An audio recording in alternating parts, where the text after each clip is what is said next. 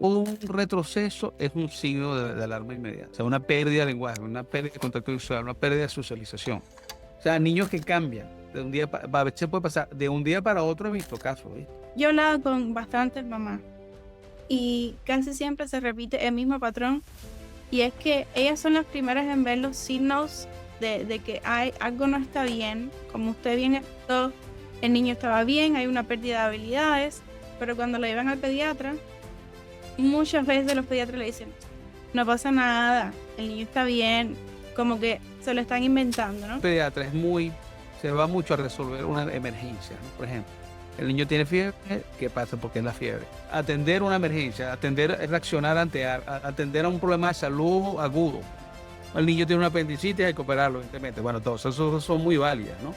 Pero a veces el pediatra, en general, conoce poco, te digo yo por mi formación como pediatra, conoce poco del desarrollo de un niño.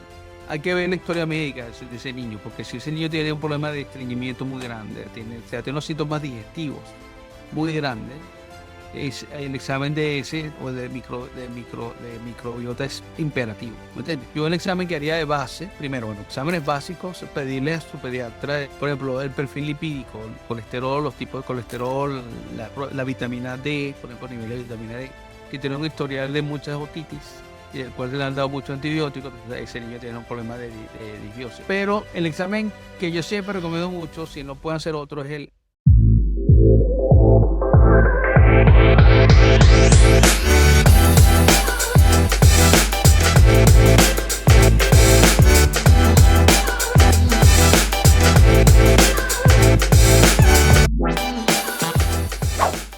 Hola familia, ¿cómo están? Bienvenidos nuevamente a un nuevo episodio de podcast. Y hoy finalmente, después de 3 años de conversaciones, se nos hizo hoy este episodio con el gran doctor Marcano, alguien que admiro mucho por su trabajo y porque, como le dije antes de grabar, es como de esas vacas púrpuras, que es un pediatra de que conoce toda esta información actualizada sobre autismo y neurodesarrollo, y que bueno, estaremos hablando sobre eso el día de hoy. Querido Doc, si de pronto por ahí hay alguna familia que no lo conoce aún, me gustaría que se presentara de quién es el doctor Marcano y okay. cómo llega al mundo del autismo. Gracias, Mari. Bueno, por fin nos encontramos después, pero no ha sido mala intención, ¿oíste? Ha sido un problemas de agenda. Por mí, hubiera querido hacerlo hace tiempo, encontrarme contigo, ¿no? Y bueno, hacer este podcast y seguir los contactos y toda esta información importante para las familias, ¿no? Y bueno, cuento un poco mi historia. Yo me gradué de pediatra en el año 98 en Venezuela. Y en el año 2003 yo conocía a la doctora Lilia Negrón. La conocía porque había estado en una relación familiar, porque Lilia había sido muy amiga de mi suegra desde el colegio, ¿no? Entonces, la doctora Lilia Negrón era psiquiatra. Ella fue la pionera de los estudios de autismo en Venezuela, desde el año 75, ¿no? En el año 75 ya se consigue con una paciente, una niña, tenía autismo, pues casualmente se llamaba Lilia, casi como Lilian, casi como igual a ella, Lilian Gómez, y se la vio el día de su cumpleaños, el mismo 5 de junio de 1975. Entonces ella ya vio, oye, ese tema le llamó mucho la atención ese tema, que ya no, como psiquiatra no conocía ese tema. Entonces le entró, como decía ella, el gusanito de buscar qué era el autismo, qué pasaba, qué tenía esta niña, porque entonces ella empieza a investigar y se empieza a meter en el tema. Y claro, empieza a ver las teorías que se veían al respecto de que era porque era eso, había estos niños con estas dificultades en la comunicación y el lenguaje, en la parte conductual, también hay alteraciones sensoriales, bueno, todas esas cosas que sabemos que existen del espectro autista, ¿no? Considerando, por supuesto, que cada persona tiene, a pesar de que tiene esas tres grandes áreas, cada persona es diferente, puede manifestarlo de forma diferente, o sea, es un espectro, pues un abanico de posibilidades. Claro, siempre en estas tres áreas que te estoy diciendo, pero eso puede variar mucho. Pero bueno, el caso es que ya me empieza a investigar, empieza a hablar con a ver qué se sabía sobre ese tema, empieza a ver que en ese momento un poco la teoría que era un poco la de la madre refrigeradora. En el año 50 hasta el 60, la teoría que existía, que por qué pasaba eso en estos niños, era que los padres, esa era la reacción que tenía un niño ante una madre fría o un padre frío. Esa fue la teoría. Esa teoría la propuso un psicólogo o pensador que se llama Bruno Bettelheim, ¿no? Y bueno, de alguna manera él proponía que los niños había que separarlos de los padres porque los padres estaban produciendo los tipos de sus hijos. Ok.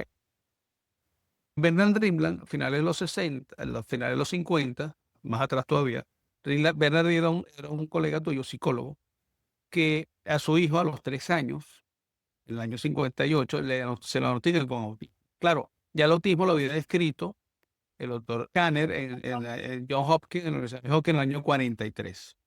Y al año siguiente lo describió el doctor Hannah Sperger, pero en Austria. Bueno, con características diferentes, pero bueno, no quiero entrar en ese tema ahorita porque quiero un poco la historia principal. Bueno, ya Kanner, cuando describe, para un poco para introducción a lo parte biomédica, ¿no?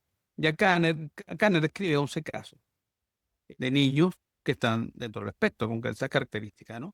Ya había en el año 1911, había unas descripciones de un doctor Blauer que lo llamaba como esquizofrenia infantil. Pero Kanner ya empieza a hablar propiamente del autismo.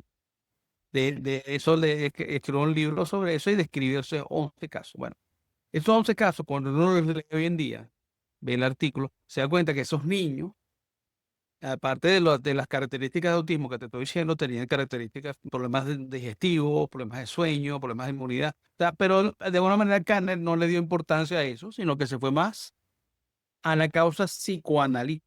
Es decir, a- por qué ese niño era así, o sea, había una dinámica psicológica, ¿no? Y eso por eso es que se llega un poco después, lo desarrolla la teoría de la madre refrigeradora. Pero entonces en el año 57, como 15 años después de Kanner, el doctor Rimland, Bernard Rimland, que yo tuve el placer de conocer, de diagnosticar el hijo con autismo, entonces claro, él era psicólogo. Y entonces él no sabía nada del tema, le pasó un poco como la doctora Negrón. Entonces empieza a investigar y entonces se da cuenta que la teoría que existía era sobre la madre refrigeradora. Entonces dice, bueno, pero esto no se pega ni con mi esposa porque la esposa también era psicólogo. Eso no va de acuerdo con lo que somos mi esposa y yo, ni, o sea, entonces él empieza a investigar, empieza a hablar con otros padres. Fíjate que la red de asociación de padres siempre ha sido muy importante. Y entonces empezaba a llegarle reportes. Claro, en esa época la incidencia del autismo era mucho menos más rara que lo que hay hoy en día, era por uno en 10.000, cuando sabemos que las últimas cifras son actualmente uno en 60 o uno en 30, bueno, que en esa época era uno en 10.000. Entonces le llegan reportes, mira, mi hijo mejora cuando le quito ciertos alimentos. Mi hijo mejora cuando le doy ciertas vitaminas. Entonces empieza a ver por ejemplo, la vitamina B6, la vitamina B12. Y eran como reportes, vamos a llamarlos empíricos, simplemente eran observaciones de padres. Ok. Y entonces él empieza a investigar sobre eso y ve, no, aquí hay una raíz biológica, no solamente una dinámica psicoanalítica, que hay algo orgánico que hay que estudiar. Ok. Y él crea en el año 67, bueno, escribió un libro sobre la parte que se llama, ya cumplió 60 años el libro del año 67 sobre el tratamiento biomédico del autismo. O sea, empezar esa base biomédica que había que estudiar, pues. Y empieza a crear el Autism Research Institute que queda en San Diego, en California. Toda la investigación, bueno, funda el Autism Research Institute y funda la Autism Society of America en Washington. Entonces, la Autism Society se llama más la parte psicoeducativa y el Autism Research Institute es más la parte de biomédica. ¿Ok? Ok. La doctora Negrón, ya enlazando un poco con lo de Venezuela, cuando empieza a estudiar el autismo, empieza a conocer, empieza a investigar. Acuérdate que en una época que no había tanto internet, bueno, no había internet. Entonces ella empezó por enviar cartas al doctor Rimland, conocer al doctor Rimland, y él conoce al doctor Eric Schopler, no sé si ha hablado del doctor Eric Schopler, que fue el que él fundó lo que llama el modelo TEACH. Él trabajó en la Universidad de Carolina del Norte, en Chapel Hill, ¿no? Y bueno, empieza a tener contacto con toda esa gente, la doctora Negrón, aquí en Venezuela. Y cuando un buen momento, ya enlazándome a mí, el doctor Negrón, yo fui a una conferencia que ella me invitó, O sea, mi suegra, mira, Lilia dice que vayas a ver esta conferencia que ella va a dar sobre. Entonces yo fui a esa conferencia y me dice, mira, necesito gente que me ayude, no sé qué, necesito pediatras, ella en Sovenia, porque ella había acá, bueno, se me olvidó decirte que ella crea Sovenia, funda Sovenia junto con unos padres en el año 79. O sea, este año cumplimos, Sovenia cumplió 47 años. Ok. Bueno, entonces un día voy a Sovenia, estoy hablando de octubre de 2003, poco tiempo después de la conferencia, y yo simplemente me ponía con ella a oír las consultas. O sea, ella haciendo su consulta. Y claro, no solamente eso, sino que me dice, léete este libro, por ejemplo, el libro del doctor William Shaw, que es un bioquímico, que, que- que estudió un poco los metabolitos en orina en los niños que están del espectro. Bueno, eso es otro tema muy interesante. Y léete este libro. Entonces yo veía que ella tenía contactos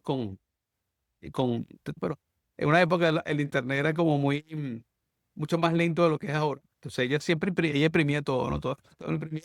Y estaba siempre pendiente ya comunicándose con gente.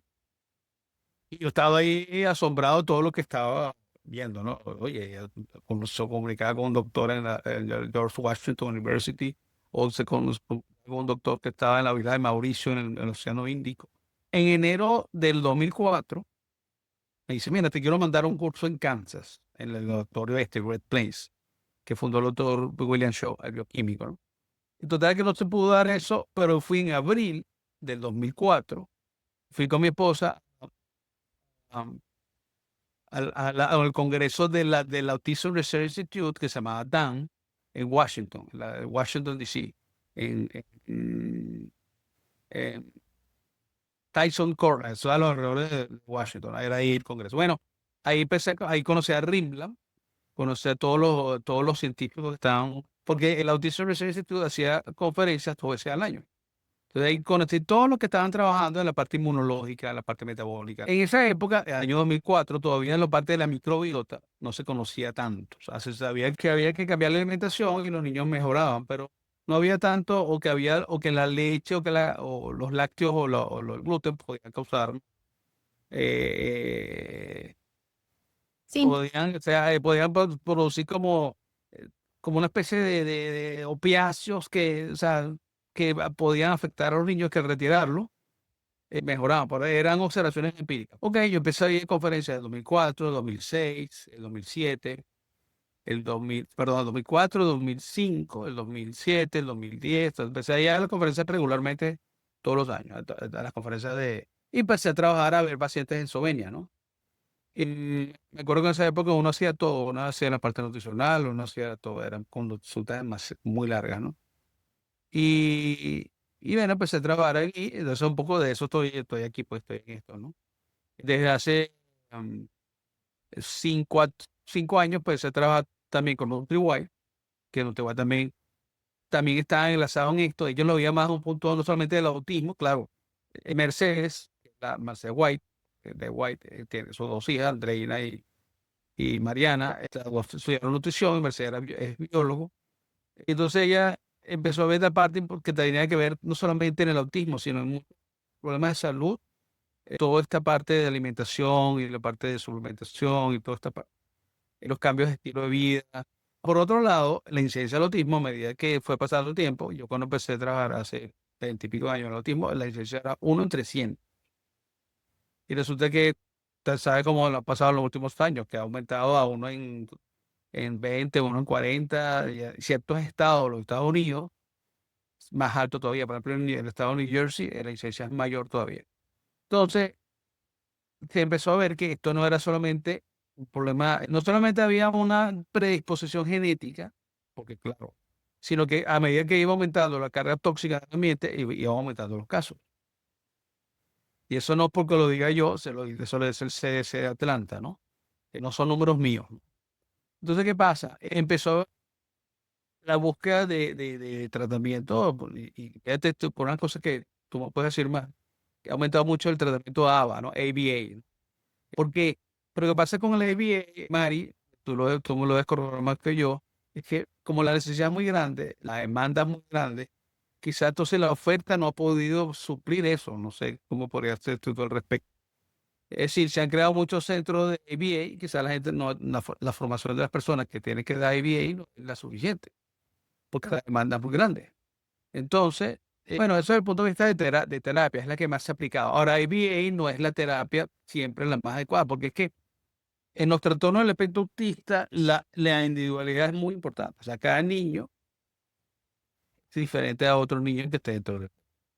Porque yo he llegado a la conclusión, después de muchos años, que el autismo no es una entidad única, que tiene una causa específica, sino que eso es como los síntomas, como el síntoma que produce, que pasa después de tener o sea, hay muchas causas metabólicas, inmunológicas, toxicológicas, microbiota, que al final disparan estos síntomas que ya sabemos del retraso del lenguaje, de alteraciones conductuales, de sueño, de estereotipias. Claro, pero fíjate una cosa muy importante, que sí, siempre lo digo y me gustaría que quedara como mensaje a los papás, que a veces se hace mucho hincapié en el diagnóstico, ¿no? Entonces el diagnóstico oficial se viene haciendo muy tarde.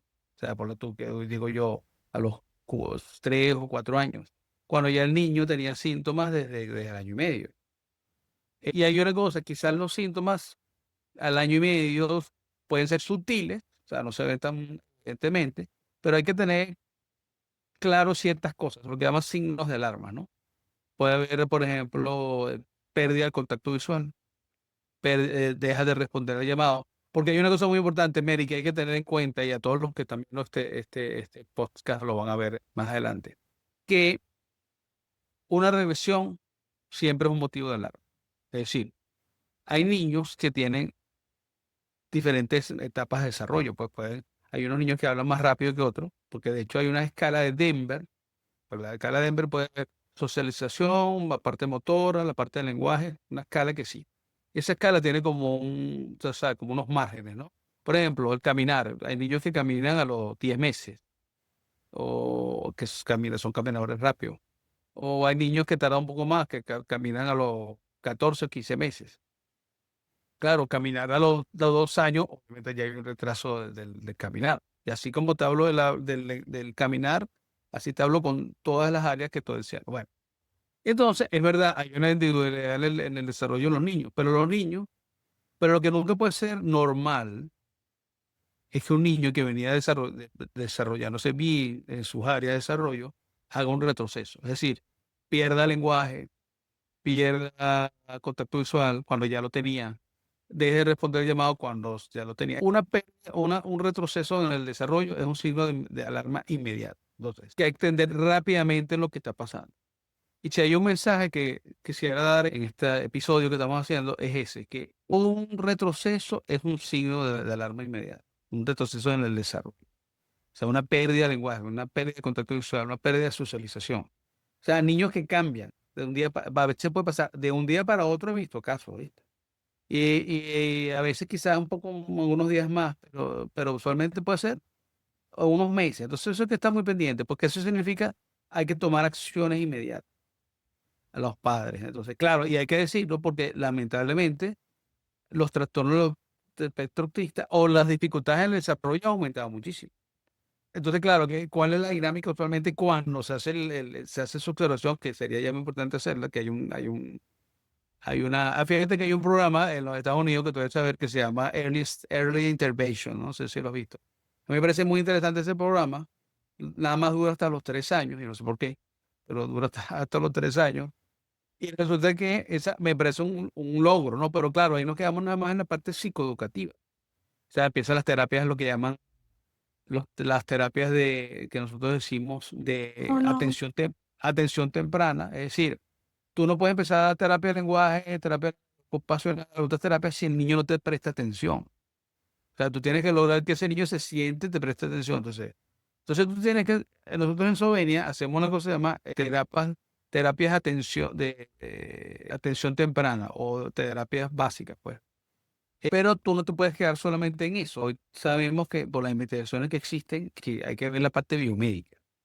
Entonces ahí vamos un poco en el tema de los exámenes, ¿no? Y hay otra cosa que tú decías, mitos. Que quería que comentara un poco sobre eso, Antes, ¿no? antes de llegar ahí, antes de llegar Ok, claro. antes de llegar a todo eso, volviendo un poquitico a la parte de las regresiones en el neurodesarrollo, Ujú. yo he hablado con bastantes mamás y casi siempre se repite el mismo patrón, y es que ellas son las primeras en ver los signos de que hay algo no está bien, como usted bien explicó, el niño estaba bien, hay una pérdida de habilidades, pero cuando lo llevan al pediatra, muchas veces los pediatras le dicen: "No pasa nada, el niño está bien", como que se lo están inventando, ¿no? Ujú. Y usted menciona de que no, que es una urgencia médica. Entonces, Claro, es un poco complicado porque inclusive si la mamá sí tiene esta preocupación, muchas veces, pues, de alguna manera las ignoran. Los mismos médicos dicen: "No, aquí todo está bien", y no es hasta que ya llega un punto en el que de pronto el niño quizás empieza a agredirse, deje de comer, empiezan los problemas de sueño, que es el como sueño, que ya exacto. empiezan como, okey, vamos a investigar que aquí sí de posiblemente Está haya algo, pasando, ¿no? Pero exacto. para llegar ahí, a ese de, okey, te voy a prestar atención y vamos a ver si hay un diagnóstico, puede pasar mucho tiempo que los médicos no busquen o Ok. no atiendan eso más a tiempo. Y en el caso Claro. de las regresiones, doc, cuando usted dice que es una urgencia médica, si quiere ampliar un poquitico, ¿qué es una urgencia médica cuando hay regresión en el neurodesarrollo? Fíjate, una regresión me está hablando de que hay algo externo que está afectando a ese niño. ¿Por qué? Porque cuando uno ve las estadísticas de los trastornos del espectro autista o los trastornos de desarrollo general, obviamente había un aumento exponencial, pues, ¿no? Esto se puede decir que es una epidemia, pues, ¿no?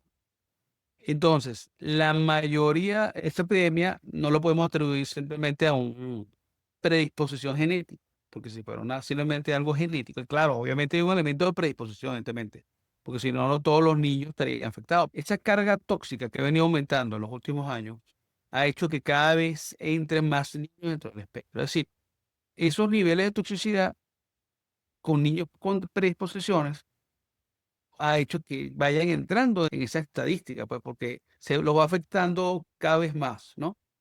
Por eso es que ha aumentado, ¿no? No es algo que yo diga, mira, no, porque fíjate que siempre se dice otro mito que va por ahí, que mito, pues yo lo considero un mito. No, porque es que hay más autismo porque se conoce más el autismo. Eso es otra cosa interesante, porque se conoce más y pues podemos hacer diagnóstico. Puede ser que podría contribuir un poco si hay más conocimiento, pero cuando tú ves la, la cuestión diaria del pediatra, el pediatra, perdona con todo lo que te estoy diciendo, todavía hay ignorancia mucho en ese tema. O sea, el pediatra, como dices tú, no lo atiende, no pasa nada. Pero ¿por qué pasa eso? Yo creo que es un problema también de la formación de los pediatras, no solamente en los Estados Unidos, sino en Venezuela, en todos en muchos países, en Cuba, en otros países.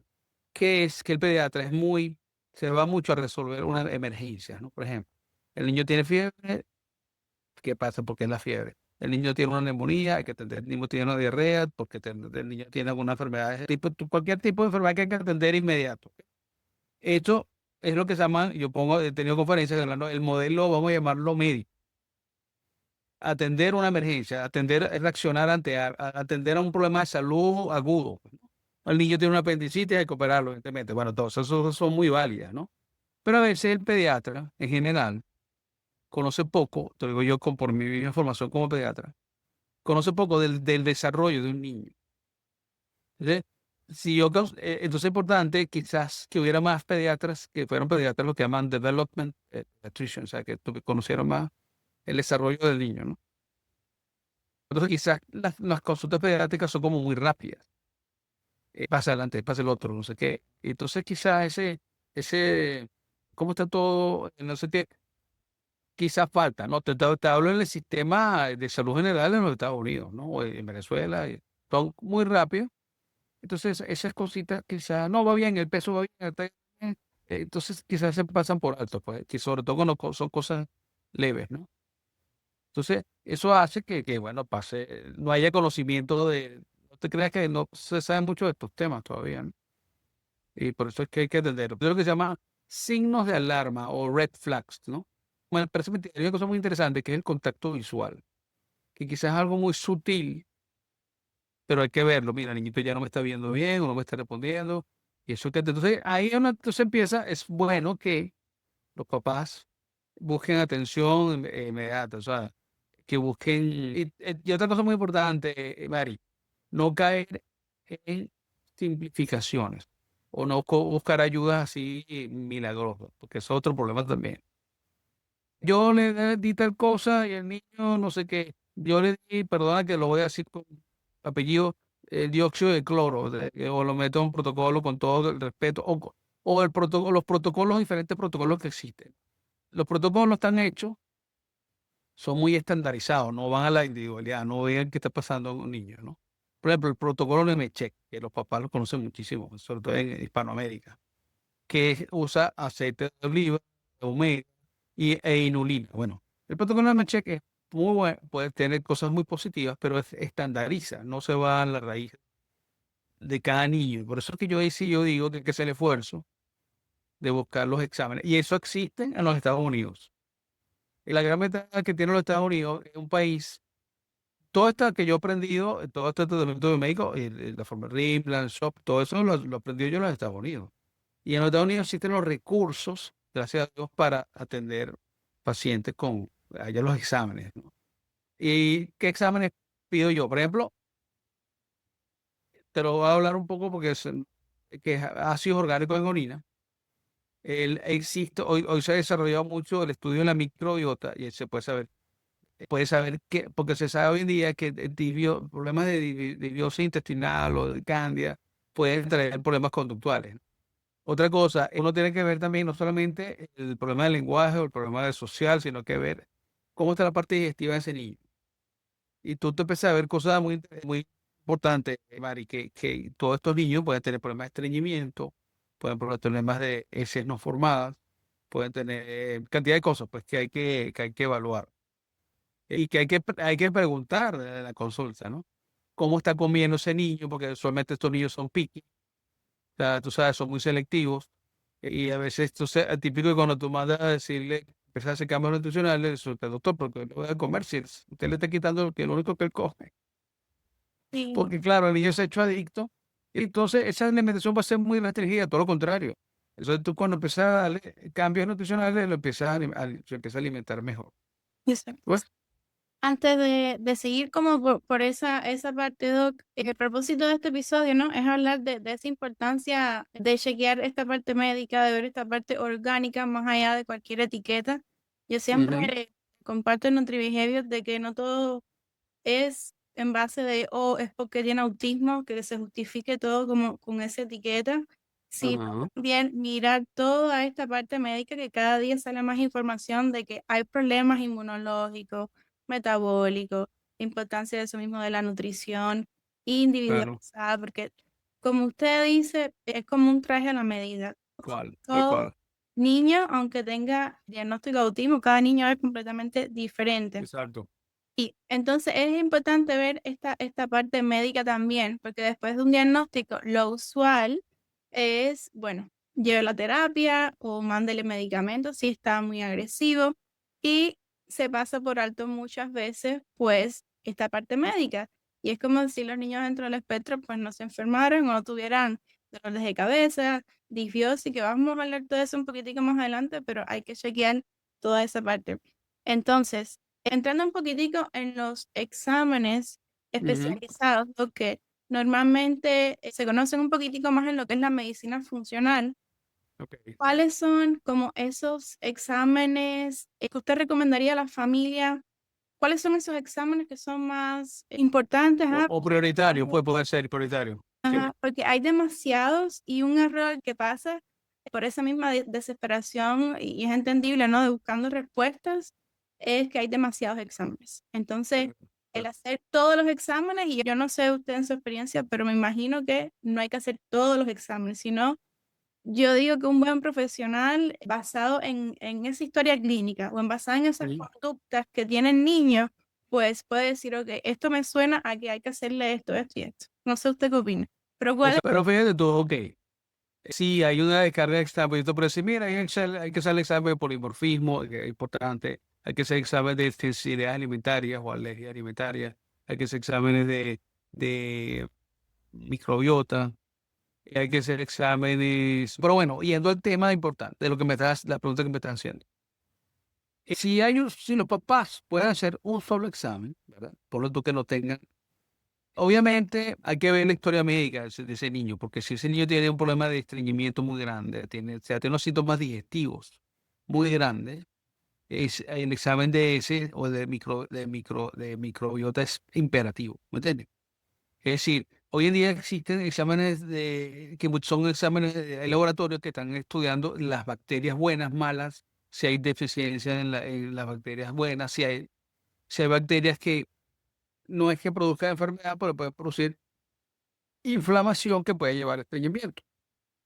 O también esos exámenes estudian un poco en la barrera intestinal, o sea, si hay permeabilidad intestinal, lo que llaman leaky gut, si hay los niveles de inmunoglobulina A, que es un anticuerpo que existe en la mucosa intestinal. Bueno, entonces yo diría, hay que individualizar, porque por ejemplo, si los síntomas no son gastrointestinales, son tan obvios, pues puede pasar. Yo un examen que haría de base, primero, bueno, exámenes básicos, pedirle a su pediatra en los Estados Unidos, pediatra de cabecera, mira, porque tú sabes que ya a veces los pediatras cuesta que le hagan examen y a veces hay niños que hacer una hematología, es que te pueda dar mucha información. Una, ah, por ejemplo, el perfil lipídico, el colesterol, los tipos de colesterol, la vitamina D, por ejemplo, nivel de vitamina D, que tú te vas a llevar muchas sorpresas con los niveles de vitamina D bajos en estos niños. Y que hay muchos problemas, y ver la historia clínica de, por ejemplo, o si es un niño que tiene un historial de muchas otitis y del cual se le han dado muchos antibióticos, entonces ese niño tiene un problema de disbiosis. O si es un niño que se ríe solo en las noches, o sea, que son cosas muy frecuentes, tú lo ves también, Mari, que ahí no puede hablar de cándida, pues entonces dice, oye, este niño hay que hacer hincapié en un examen de microbiota, o sea, hay varios laboratorios que lo hacen, ¿no? Muy, muy bueno. Pero el examen que yo siempre recomiendo mucho, si no pueden hacer otro, es el ácido orgánico en orina, que es una muestra, un examen totalmente no invasivo, es una muestra de orina. Hay laboratorios que te mandan, las papás que viven en los Estados Unidos te mandan el kit a su casa y tú tomas la muestra y lo mandas de regreso. Ok, ese examen da muchísima información. De hecho, doctor Shaw, un bioquímico que está casado con una doctora mexicana que tiene una hija con autismo, pues ya un adulto. Entonces, a través de su unión, el doctor empezó a ver que se podían medir ciertos metabolitos, ¿verdad? En la orina, en ese examen de ácidos orgánicos, que puede hablar de aumento de la clostridia. La clostridia es una bacteria que existe en el intestino, que cuando aumenta mucho, puede haber problemas porque fíjate, todos los metabolitos pueden alterar la vía metabólica de producción de ciertos neurotransmisores. Por la dopamina, serotonina. Entonces, serotonina tiene que ver con el estado de ánimo y el sueño, porque la serotonina se transforma en melatonina. La dopamina puede producir problemas de ansiedad o problemas de adicción. Podemos saber por un examen de ácidos orgánicos cómo está, de alguna manera, sin hacer un examen de ese, podemos ver medidores de microbiota. Podemos ver cómo está funcionando la mitocondria. La mitocondria es como una célula dentro de otra célula. Una cosa muy interesante, ¿no? Hasta el punto de vista biológico. Resulta que las células de los animales superiores, y entre, por supuesto, el hombre, son lo que llaman células eucariotas. Entonces, de alguna manera, las mitocondrias se parecen mucho a las bacterias primitivas. De alguna manera hubo una simbiosis ahí que, que se unieron esas dos bacterias en la evolución, tú sabes, de millones de años. Entonces, la mitocondria se especializó dentro de la célula a producir energía. Todas las células del cuerpo tienen mitocondrias. Mientras más energía tú necesitas, más mitocondrias vas a tener. Por ejemplo, las células de las neuronas tienen muchas mitocondrias, el epitelio intestinal tiene muchas mitocondrias, el músculo tiene muchas mitocondrias. Entonces, en autismo, los trastornos del espectro autista en los últimos años, he trabajado de doctor Richard Fryer, que es un neurólogo, el doctor Rossignol, que vive en Florida, que han hecho muchas investigaciones sobre la disfunción mitocondrial. El doctor Nabu en San Diego, California también, bueno, es un tema muy, muy interesante. ¿Qué es la ¿Qué pasa? disfunción mitocondrial? Disculpa. Ok, es una buena pregunta, porque fíjate, hay que diferenciarla de enfermedad mitocondrial. Bueno, esa mitocondria, la función que tiene es producir ATP, es una molécula que es como es la moneda de curso legal dentro del cuerpo. O sea, el cuerpo, todo lo que tú consumes, ¿verdad? De alimentos, proteínas, grasas, todo tiene que transformarse en una molécula que se llama ATP, que es la que produce la mitocondria. Esa es la molécula energética del cuerpo, donde se necesita energía para cualquier función metabólica o vía metabólica, necesita esa molécula. Y esa molécula la produce la mitocondria. Entonces, ¿qué pasa? ¿Qué es la difusión mitocondrial? Es que la mitocondria no está produciendo energía de manera adecuada, no está produciendo suficiente ATP. Y lo vas a ver sobre todo en las células que te necesitan más energía, que son precisamente el sistema nervioso central, el sistema digestivo, el sistema muscular. Entonces, fíjate tú, niñitos, por ejemplo, que tú puedes ver en su desarrollo, que son niños con hipotonía, o que se ponen hipotónicos, tú dices, bueno, hay varios sí, o niñitos que babean, o niñitos que no succionan bien de pequeños, o bueno, hay varios síntomas, o que no está creciendo bien, lo que llaman en inglés failure to thrive, que son niñitos que no están progresando adecuadamente. Tú dices, ahí tú puedes pensar, mira, hay una disfunción mitocondrial. ¿Y qué pasa? Eso hay que diferenciarlo de la enfermedad mitocondrial. Eso es muy importante. La disfunción mitocondrial se ha visto que hasta un 80% de los niños que están dentro del espectro puede haber disfunción mitocondrial. Eso hay que diagnosticarlo y el examen de ácido orgánico, hay varios marcadores para proceder a esa mitocondria. Hay una cosa que se llama ciclo de Krebs, que es el que produce el ATP. Y resulta no, el examen de ácido orgánico me mide varios marcadores del ciclo de Krebs. Y fíjate tú, con una muestra sí, tan fácil de tomar como una muestra de orina. ¿Ok? Y totalmente no invasiva. ¿Ok? ¿Qué pasa? Se ha visto que esa mitocondria, hay una disfunción, no está funcionando adecuadamente. No es que no esté funcionando como la enfermedad mitocondrial, sino que no está funcionando adecuadamente. ¿Ok? Entonces, ¿qué pasa? Un hilo interesante dentro de esto que estamos hablando de la epidemia de autismo. Resulta que la mitocondria hay una mala noticia y una buena noticia. Resulta que la mitocondria, volviendo al tema de la mitocondria sufre mucho con los tóxicos ambientales.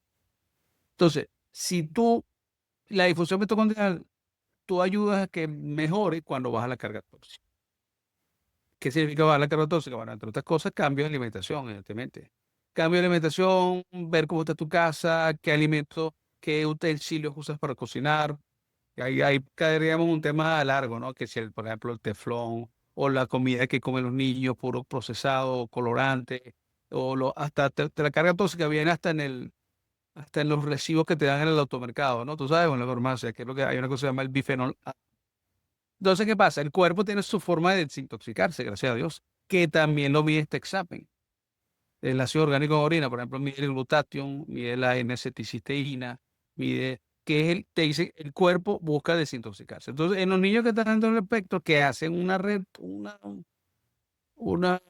retroceso, a lo mejor fue un momento dado que se desbordó su capacidad de aceptar tóxicos. Entonces, ¡pum!, afloran los síntomas, ¿no?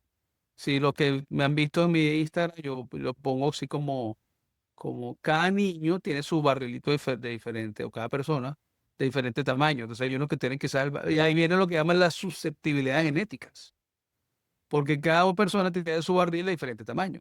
No solamente el barril, sino la válvula que hace botar tóxicos también tiene diferente tamaño. Entonces, ahí es que se puede incluir la susceptibilidad genética en los trastornos de espectro autismo.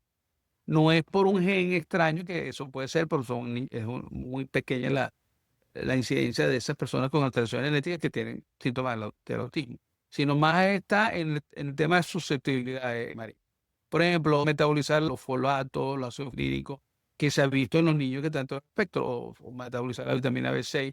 Bueno, todo eso se puede medir, eso sería otro examen, ya que estamos hablando del tema de exámenes, en polimorfismo, o sea, otro examen importantísimo. Yo quería hablar, Doc, del gen que ahora se está hablando mucho, el MHTR. Ok, MTHFR. Ese, si nos puede hablar un poquitico sobre eso, sobre cómo se puede hacer un examen para ver si hay una mutación Ok, genética. se llama y hay una variación que se llama C667, que es como específica, ¿no?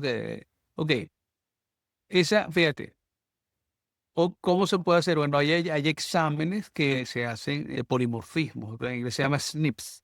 El SNP es Single Nucleotide Polymorphism, o sea, son pequeñas variaciones, ¿verdad? Que tienen estos pacientes, ¿verdad? O sea, hoy en día, esos son otros exámenes que vale la pena hacer, que son exámenes que se hacen una sola vez en la vida. Eso habla de tus pequeñas variaciones genéticas. Todos tenemos un perfil genético, no todos. Todos tenemos susceptibilidades. Tú te has dado cuenta que, por ejemplo, hay gente que le cuesta más, hace más alergia que otras, ¿verdad? Hay gente que tiene más tendencia a engordar que otros, no sé si así como lo mismo. Hay gente que, que son más, trabajan mejor en la noche que en la mañana, y hay unos que son noctámbulos, pero todos tenemos un, un perfil genético, que es la susceptibilidad. Quitando, porque fíjate, ¿qué se dedica hasta ahora mucho la genética clásica? Es descartar enfermedades genéticas. Y, por ejemplo, el daltonismo, la enfermedad, la hemofilia, lo que se llama el mal de San Vito, que es lo que llama las enfermedades de Hodgkin, que son, bueno, estas son enfermedades, o la fibrosis quística, o todo esto, todas estas enfermedades de origen genético. Bueno, obviamente son genes mutados, que son, gracias a Dios, muy raros. Pero, ok, entonces eso es lo que se hace el exoma. El exoma yo descarto genes raros, no tienen ninguna alteración genética. Perfecto. Pero cuando yo hablo de los polimorfismos, no es eso. Es el perfil genético que cada uno de nosotros tenemos. ¿Me entiendes? Y existen laboratorios que se puede hacer eso. Y la verdad es que se sabe que se hace una sola vez en la vida porque esa es tu predisposición genética. Eso no varía. Eso es como decir tu Social Security Number, o sea, o sea, eso no, igual en Venezuela, la cédula de identidad, eso es así, eso lo vas a tener siempre. Pero vale la pena porque con eso tú puedes trabajar. O por ejemplo, tengo la predisposición a tener enfermedades cardíacas en un futuro. Bueno, eso lo puede decir este examen también. Así se lo haga un niño de 2 años. ¿Ok? Entonces, fíjate, ácido orgánico, perfil general de laboratorio, lo que te expliqué al principio. Ácido orgánico de orina, si no puede hacer ningún otro examen especial. Si puede hacer, si hay muchos síntomas digestivos, hacemos el GI map. Si, mm, si hay mucha, también es importantísimo hacer la parte de sensibilidad de alimentación. Porque con eso, por ejemplo, eso te puede guiar mucho a un nutricionista que esté trabajando contigo. Porque eso es otra cosa muy importante. Hay que buscar la ayuda de un nutricionista, un nutricionista que sepa de inmunonutrición. ¿Por qué? Porque, por ejemplo, hay mamás que le quité la leche, doctor, pero le doy almendra. Por ejemplo, pues, la almendra no tiene la calidad nutricional de la leche. Por lo menos la leche puede ser inflamatoria, pero no tiene las proteínas, ni las grasas, ni los carbohidratos que tiene la leche. Es almendra, es otra cosa. Quizás si repites mucho un alimento, pues resulta que te sensibiliza ese alimento. Y hay exámenes que te pueden guiar a tu nutricionista a saber qué línea seguir. Y también hay muchas susceptibilidades a diferentes tipos de alimentos. Que estar hablando de intestino permeable. ¿Ok? O sea, el intestino permeable es que el intestino ya no es, por decirlo así, para que la gente lo entienda, un intestino que tiene muchos huequitos, agujeros. Entonces, el intestino es una barrera semipermeable, deja pasar una cosa y otra. Si es permeable, todas esas moléculas que no deberían pasar, pasan a circulación y el sistema inmunológico conoce como algo extraño y lo ataca. Entonces, se activa que es otro tema interesantísimo también en el autismo, la parte inmunológica, ¿no? Bueno, para fines que lo que los padres les queda que ácido orgánico, o sea, exámenes de laboratorio básicos, hematología, glicemia, urea, creatinina, colesterol, proteínas, ¿ok? Vitamina D, que lo mencioné. Después, ácido orgánico en orina. Eso es un examen fundamental de los exámenes especiales. Después, la microbiota si tienes muchos síntomas digestivos. Y bueno, este que te estoy contando ahorita es de susceptibilidades, el del perfil de los polimorfismos, ¿no? Ok, hablando del tema que me querías preguntar del gen bueno, se ha visto que muchos niñitos que están dentro del espectro autista tienen una dificultad para procesar los folatos. Y ahí tenemos el famoso MTHFR, o sea, la forma activa, la que va a las vías metabólicas necesarias. No me voy a meter en profundidades bioquímicas, no la idea de este podcast, pero es más complejo de explicar, pero sí la gente quiere que se le quede. Se ha visto que en la vía de los folatos, que es muy importante para sintetizar neurotransmisores o para la desintoxicación o todo eso, se ha visto que estos niños tienen muchas dificultades en esa vía. Y hay en la forma activa del folato se llama 5-metil tetrahidrofolato. Lo que es ácido fólico se forma pues, en 5-metil tetrahidrofolato, que es la forma biológicamente activa. ¿Ok? Entonces, si hay un gen específico, un polimorfismo que se ve que está afectado. Y ese es el que tiene relación con un poco de lenguaje, de... Eso es lo que estábamos ahorita, la leucovorina. La leucovorina es ácido folílico, que es la forma activa porque fíjate tú, la que tú vas a conseguir en los productos, en los cereales, en todos lados, fortificado con folic acid, ¿no? Pues resulta que el ácido fólico o el folic acid, no, muchas personas no lo pueden absorber. ¿Y qué pasa? Que muchas veces además es como bloquea la vía de la entrada de los folatos en el cuerpo. Te voy a poner un ejemplo. Resulta que tú tienes una dificultad para procesar los folatos, ¿verdad? Y entonces resulta que te vas a darle el ácido folílico. Pero resulta que si tomas lácteos, no, te bloquean los receptores a los folatos, ¿me entiendes? Eso lo explica bien el doctor Ben Lynch, se lo recomiendo, que él es el creador de un laboratorio que se llama Seeking Health, que tiene unos podcasts y unas webinars muy interesantes. Se recomiendo. Y tiene un libro que hablando de esto de los polimorfismos, te recomiendo ese libro, se lo recomiendo a todos los que oigan este podcast que se llama Dirty Genes, o sea, genes sucios, que explica de manera bastante amena todos estos polimorfismos, ¿viste? Que te estoy explicando que se pueden encontrar en exámenes hoy en día. Pero claro, eso es lo que llamamos los polimorfismos, también lo que se llama, es otro concepto muy interesante que es epigenética. Epigenética básicamente es que cómo el ambiente puede influir en tu gen. Entonces, si tú tienes una predisposición a tener, por ejemplo, una enfermedad cardiovascular, ¿verdad? La tienes porque tienes ese polimorfismo. Pero tú te cuidas, es decir, comes sano, no fumas, para estoy hablando de una persona que vaya a crecer en el futuro. Y bueno, eso hace que ese gen no se manifieste, ese polimorfismo no se va a manifestar. Claro, todo eso es más complejo, todo eso está interrelacionado, ¿no? Pero bueno, es que todo se aplica no solamente a los niños que están en el espectro, se puede aplicar a todas las muchas Ahora áreas de tenemos. salud. Ujú. El Alzheimer, por ejemplo, hay gente que hoy en día, con este examen, hay una cosa más APOE4, si no mal no recuerdo, que tú lo puedes detectar. Y dice, mira, tengo la tendencia en un futuro a desarrollar Alzheimer. Y si la gente sabe eso, sabe qué medidas tiene que tomar desde niño, desde niño. ¿Ves? Una Claro, que esto se aplica a todo. hablemos sobre el sueño, porque es bastante el porcentaje de los niños dentro que están dentro del espectro del autismo que tienen problemas en el sueño. Como que es difícil que concilien el sueño o se levantan varias veces en la madrugada. En todos estos años que usted ha atendido pacientes, ¿cuál ha sido, cuál es esa Ok. mirada clínica que usted ha observado? ¿Por qué se da estos problemas del sueño? ¿Qué pueden hacer la familia? ¿Con qué está relacionado esto? Bueno, mira, el sueño hay que verlo desde dos aristas. La arista, vamos a llamarla de hábitos, y la arista, vamos a llamarla orgánica. Las mamás, tú como psicólogo te lo digo, tienen que tener una dinámica del sueño, del protocolo del sueño, vamos a dormir, cerrar las ventanas, crear un ambiente adecuado, inducir al niño al sueño, leer un cuento, o sea, estar tranquilo. Porque, ¿qué pasa? Los niños necesitan más horas de sueño.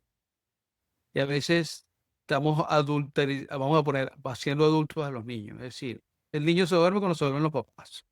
Vamos a poner, el papá se duerme a las 9 de la noche y el niño se duerme a las 9 de la noche. Resulta que por un niño de 3 años no te puede dormir a las 9 de la noche, te puede dormir más temprano. Porque los niños, está estudiado, necesitan no 8 horas de sueño. Un niño pequeño necesita hasta 12 horas de sueño o más. Bueno, un recién nacido duerme de las 24 horas del día, duerme 23. Es su patrón normal, ¿no? Es por eso que no come a cualquier hora cuando tiene hambre y bueno, eso la mamá tiene que adaptarse cuando nace un bebé, a eso. Pero ok, primer punto, los niños no tienen el mismo sueño no necesitan la misma cantidad de sueño que un adulto.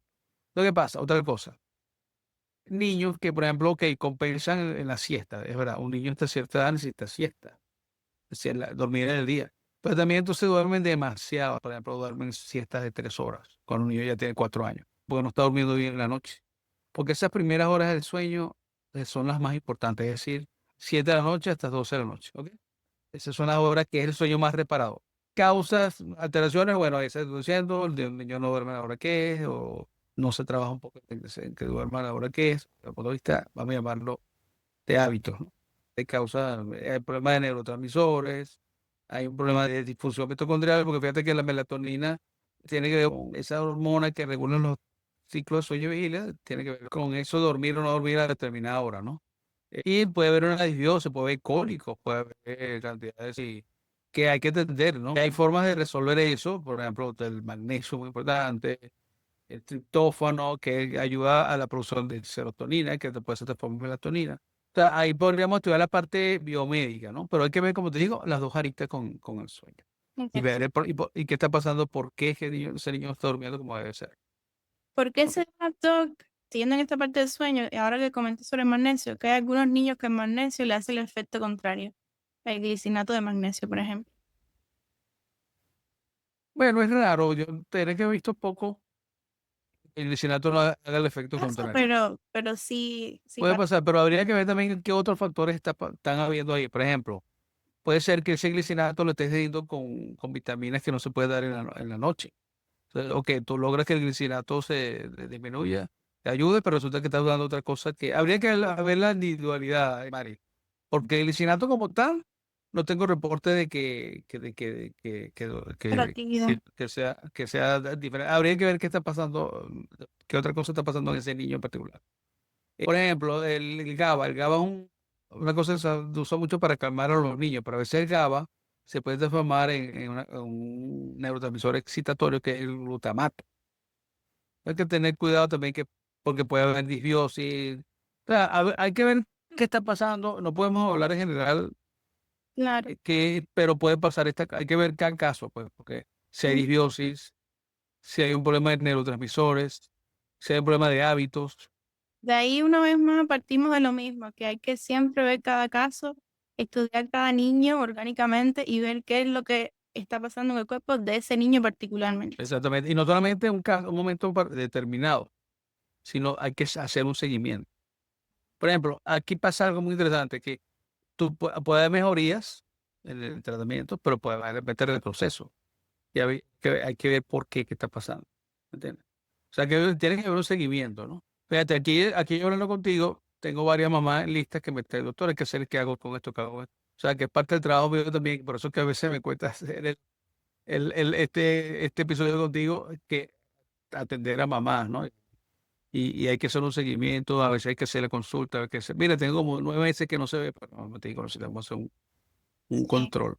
Sí, necesito un seguimiento. Y casualmente ayer hablaba con una mamá que me decía lo mismo, que habían buscado cosas, lo habían atendido, pero sí hubo nuevamente un retroceso.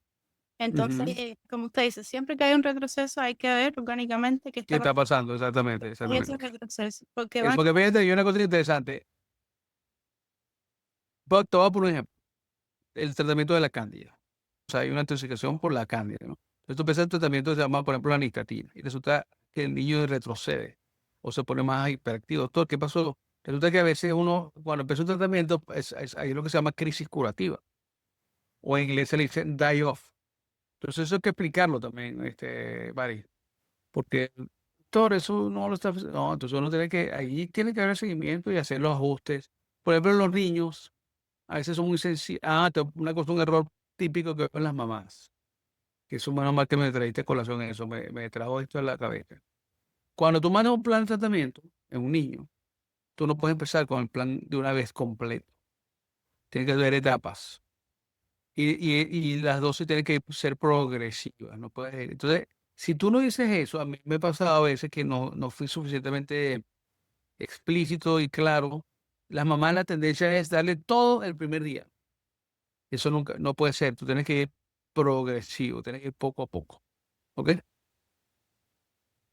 Por ejemplo, tiene que ver el horario de las ciertas vitaminas, por ejemplo, las vitaminas del complejo B, B6 y B, que pueden ayudar al lenguaje. Tú no puedes hacerlas en la noche, porque lo pueden el sueño. ¿Me entiendes? Por eso es lo que te decía hace un rato. Ok, lo del glicinato magnesio, pues resulta que ese glicinato magnesio viene con B6, no sé, puede pasar eso. ¿Eh?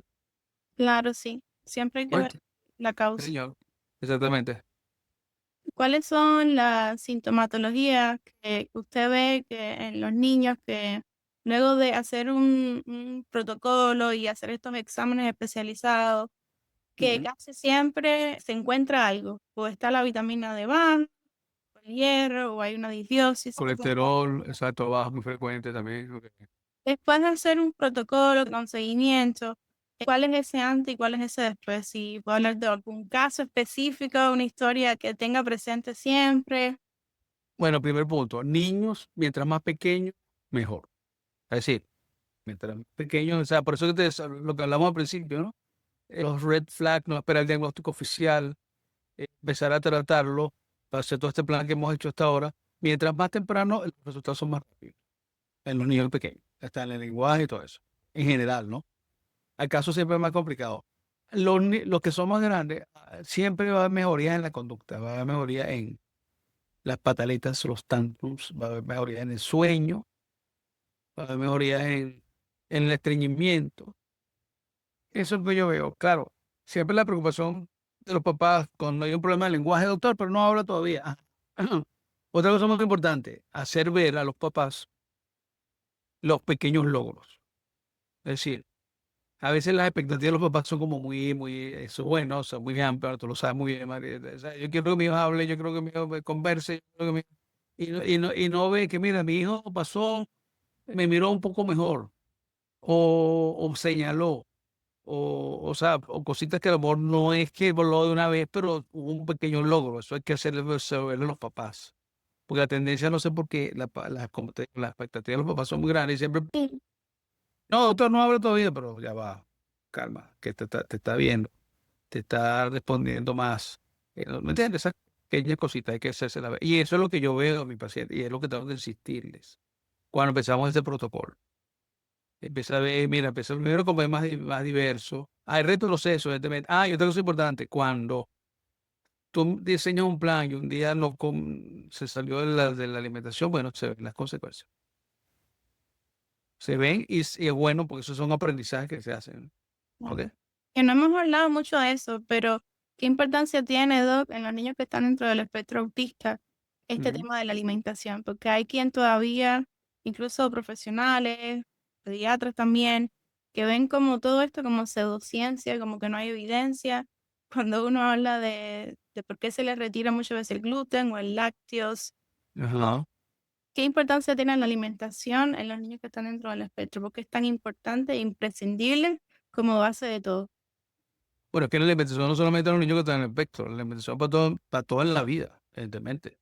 O sea, tú no eres un intestino pegado, perdón que te lo pongo así un poco medio gráfico, ¿no? Pero tú no eres un intestino pegado con un cerebro.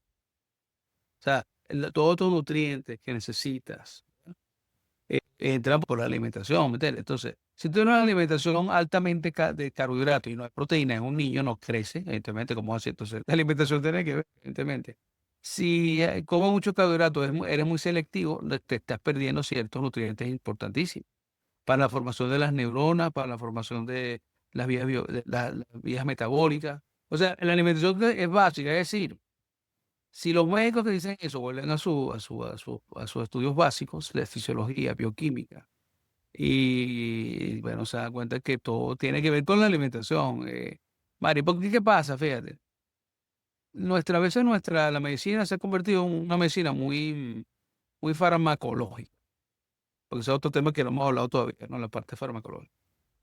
Es decir, no va a la causa, resuelve un síntoma. Te voy a poner un ejemplo, el niño que no duerme, mire, yo le doy, vamos a darle una benzodiazepina, pues que es un sedante. Los fármacos tampoco sean malos, tampoco no hay que satanizarlos.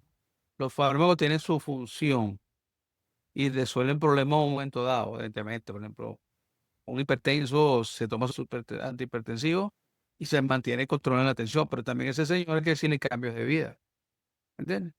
Come lo que da gana, fuma, pero me tomo mi pastilla para la tensión, pero no, no, ya va, tiene que ser. Esto se aplica globalmente a todos. O sea, el que diga que no tiene evidencia es que no, perdóname, tiene que volver a pisar su bioquímico otra vez. ¿Ves? Porque como decía el doctor Baker, que ya es un pediatra que yo, cuando empecé a trabajar en esto hace ya un señor ya de tener, vive en Connecticut, ¿no? Sidney Baker. Él fue los que junto con el doctor Rembrandt empezó a hacer el movimiento las conferencias del Autism Research Institute. Él decía, él tiene un libro de, aquí tengo, mira, aquí tengo uno de los libros de tratamiento bioquímico del autismo. Cuando empezó a hablar de toda esta vía metabólica, dice, pero no hay una bioquímica funcional, una bioquímica no, la bioquímica es igual y todas estas vías las estudian los médicos cuando estudian bioquímica, Mari, ¿viste? O sea, que el que te diga esto, no hay evidencias que perdona se lo dio su bioquímica, perdona que te lo diga con toda honestidad. Es decir, esto está basado en lo que uno estudia como médico, ¿entiendes?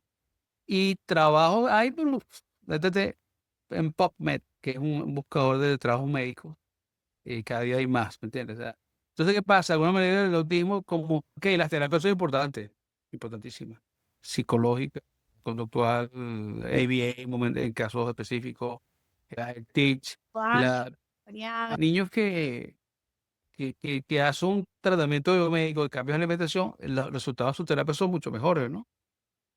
Tú lo ves, ¿verdad? En Sí, como tu le dije, país. yo todavía no he podido trabajar con niños que están haciendo algún tipo de tratamiento, que han cambiado hábitos, pero sí he hablado con mamás que me han Ajá, dicho de los cambios, la concentración, y es que no es terapia versus atender problemas médicos, es que todo va de la mano. Porque exacto, un niño que se está dando en la cabeza o que tiene problemas gastrointestinales, si eso se atiende como cualquier ser humano, ese problema médico, obviamente que ese niño va a estar más dispuesto a aprender a claro. lo que tú le estás enseñando. Es como un trabajo multidisciplinario. Ningún especialista uno solo puede con todos los desafíos que... Sí, sí, es clarísimo. Y entonces estás creando, mira, te voy a poner un ejemplo que yo siempre lo digo y lo repito. El niño que estás trabajando tú es como una planta. La planta necesita agua, que son las terapias, ¿verdad? Y necesita abono, tierra. Ok, tú puedes dar mucha agua, pero no le cambias la tierra o no va a procesar igual, ¿entiendes? O le puedes poner mucho abono y no le das agua, se seca. O sea, como dices tú, una forma gráfica de que lo veas, ¿no? Fíjate. Y te voy a por ejemplo, el protocolo de Meche que te decía, la inulina es una ayuda a la formación de microbiota buena, es decir, bacterias buenas, ¿verdad? Es lo que se llama un prebiótico. Y las bacterias buenas son el probiótico. Bueno, resulta que si tú tienes mucha disbiosis intestinal antes de dar la inulina, es decir, muchas bacterias inflamatorias, con la inulina estás alimentando también. Entonces hay resultados contradictorios. Entonces, es como el ejemplo, fíjate, si tú tienes un jardín que tienes años que no vas, ha llovido mucho, ¿verdad? Por ejemplo, Miami, una casa que un jardín no volviste para ahí, ¿qué pasa? Se llena de maleza, ¿verdad? Tienes que limpiar primero el jardín. Bueno, igualito pasa con algunos niños. Por eso que en síntomas digestivos es importantísimo hacer exámenes de microbiota. Y Exacto. va a haber muchas, entonces limpias el jardín, ve qué bacterias hay y después siembras que poner los probióticos adecuados, ¿me entiendes? Sí, es atender todo lo que biológicamente pues como que no está bien en ese cuerpecito. Claro, o sea, esto es importantísimo. Ujú. Pero fíjate, le recomendaría entonces a los que digan eso, que dice que no hay evidencia, te voy a hacer lo siguiente, no es que no hay evidencia, es que no han buscado la evidencia. Porque el que busca, encuentra. A todo esto que estamos hablando no es de curar un autismo, que yo creo que por eso es como tanto el rechazo a eso de no hay evidencia. No es curar un autismo, sino atender las causas médicas que tiene Por ejemplo, él, ¿no? tal cual, tú tienes un niñito estreñido. No, porque él tiene el autismo y los autistas son, perdona que te lo diga así, son estreñidos. O los niños con autismo no duermen, sí, pero dicen solo al papá que tiene un niño que no duerme.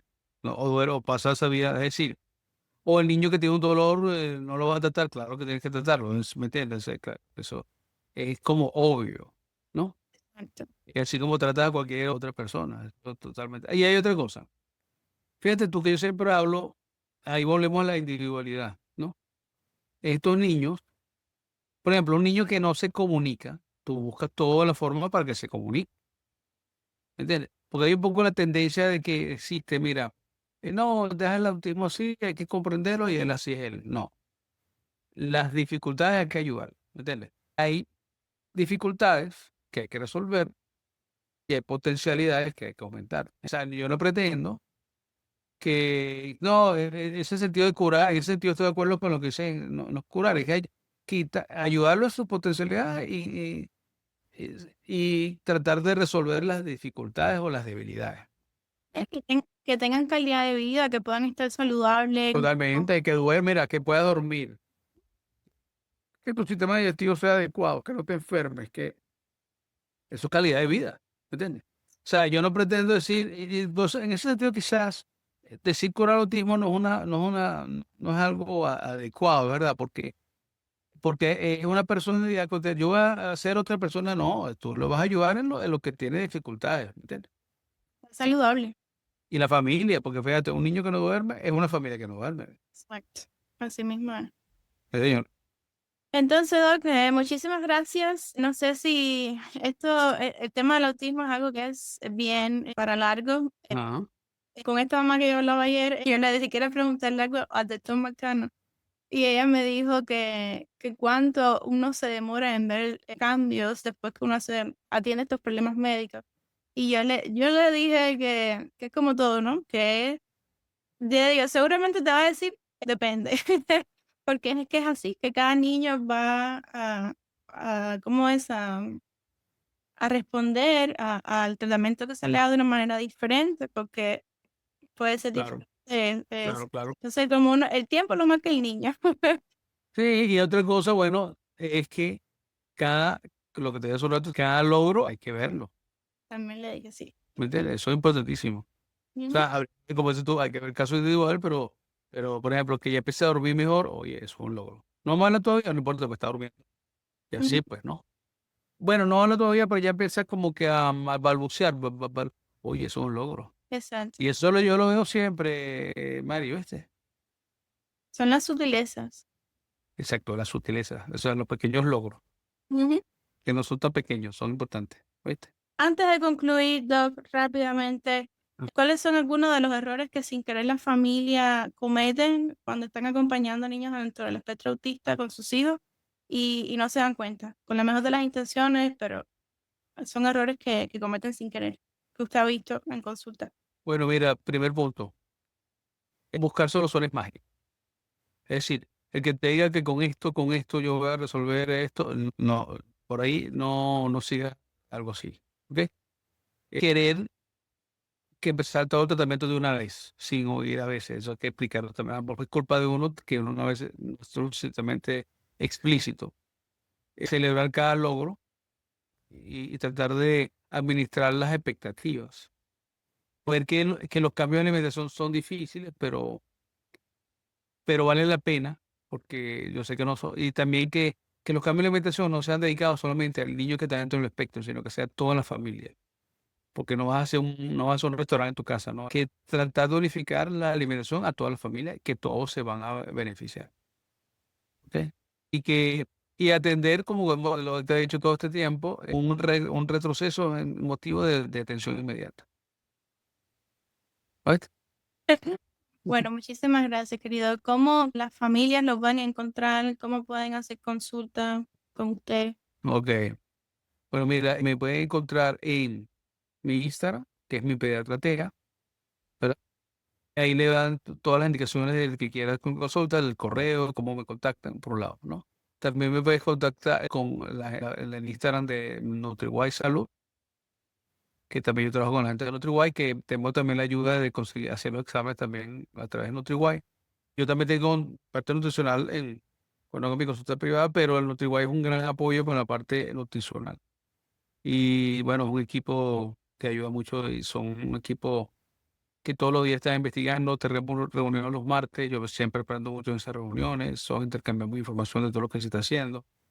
Y, Sí, y quería como preguntarle en las consultas de usted, ¿qué es lo que, cuando una mamá va a hacer consulta, qué es normalmente lo que usted en el caso atiende? O sea, ¿qué es lo que mira? ¿De qué va la bueno, consulta? primero estudiar la historia médica de ese paciente, médica del niño y de la familia, ¿no? Pues siempre me gusta mucho de dónde vienen, qué han hecho, Ok, eso. O sea, esto es una consulta que dura un poco largo porque básicamente me dedico a conocer al paciente. Y bueno, vemos y ahí trazamos un primer plan de acción, exámenes a realizar, y eso es la primera consulta. La segunda consulta es realizar bueno, de esa primera consulta sale un plan de acción, vamos a llamarlo inicial, según lo que hemos hablado en la consulta, ¿no? Por ejemplo, tiene problemas de sueño, tratamos de trabajar con el sueño, tiene problemas digestivos, hay un cambio, bueno, bueno, vemos bien. Sin tener exámenes todavía, ¿no? Hay mamás que llegan ya con exámenes, bueno, yo a veces mamás hicieron exámenes que no se han aprovechado, yo, bueno, trato de aprovechar, porque a veces pasa eso. ¿Ves? Segundo examen, una vez realizados los exámenes, al mes de la primera consulta, hay una consulta de revisión de exámenes, ¿ok? Y hacer un plan de acción según me dedico a leer, primero cómo le fue con el plan inicial, y leer los exámenes y hacer un plan de acción según el resultado de los exámenes, ¿ok? Y después, seguimientos que son más cortos, pero a veces vale la pena porque hay mamás que tienen varios meses que no se ven, entonces hay una cantidad de dudas y yo necesito, no, mira, necesitamos hacer una consulta de control, ¿ok? Dependiendo de cómo vaya el muchacho, pues, ¿no? ¿Ok? Buenísimo. Sí, no es que Sí, las consultas también de seguimiento son importantes porque si hay retroceso hay que total, ver por qué y qué es lo que está pasando. total. Mira, y bueno, nos faltaron unos temas que creo que tú desarrollas también en tu Instagram, que es el pan, panda, eso es otra cosa muy importante. Sí. Y son otro tema, mira, tengo pacientes que tienen diagnóstico tipo de niños y a veces empiezan a desarrollar por conducta obsesiva de manera aguda o, o agitación o bueno, lo que es el pan panda, que creo que tú lo desarrollas en algunas de tus publicaciones. Y bueno, son otros temas que podríamos hablar hoy, ¿no? Pero bueno, ya, pero podríamos hasta hablar otro día, podemos hacer un segundo episodio de Sí. otros temas como específicos, ¿no? Más desarrollados. ¿Ok? De hecho, tengo pacientes y en una de las conferencias del MAP se habla también del PAM, de la doctora Jacqueline, bueno, de unos libros que tú mencionaste que es la doctora, Nancy, la doctora, no, la doctora de ese libro, que espérate, Nancy O'Hara, Nancy. que tú tienes unos libros Demystifying Pan Panda, tú lo tienes, yo lo vi que tú lo publicaste. Yo tengo ese libro también, ella me lo dedicó cuando tú hace 2 años, sí. Porque yo lo vengo oyendo a ella, el que yo iba a las conferencias de hace 20 años, pues, Nancy O'Hara. Wow. Y el tema del panda es algo bien interesante y también es importante que las familias conozcan, familias y terapeutas también, porque una vez que tú entiendes de qué va todo esto, coges ese ojo clínico que Claro, me ha pasado que como que empieza a dar esas alertas, esas señales que da el niño y tú obviamente como terapeuta puedes referir a la familia. claro. Porque es algo orgánico que lo está alterando, eso hay que atenderlo, ¿verdad? Definitivamente. Sí. Y es Ok, un diagnóstico básicamente clínico, o sea, ¿qué significa clínico, Mari? Que es lo que tú ves, no tanto exámenes de laboratorio. exacto, sí. ¿Viste? Pero si no lo sabes o nunca has escuchado esto, entonces no lo puedes Claro, saber. no, mira, el que no conoce es como que no ve. Ujú. Si no sabes, no Como sabes. dice, el conocer es poder. El conocimiento es poder. Exactamente. Yo siempre lo Bueno, digo.